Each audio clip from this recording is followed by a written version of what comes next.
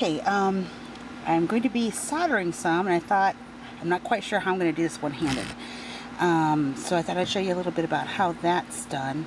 I do have some 65 solder on there already. It's a paste.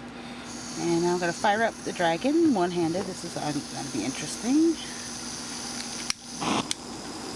Okay, this is a custom order, and they're wanting a 6mm cab on there. So,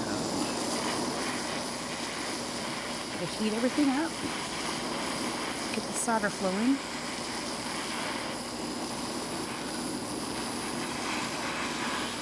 Looks like it's flowing on this one.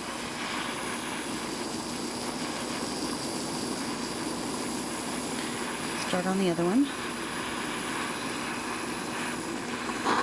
Just got to make sure that that doesn't get too hot so that the bezel cup doesn't start melting. And I'm going to have to also put on some spot solder, which is this piece right here, to make that strong. And I can't do this one-handed. Anyway,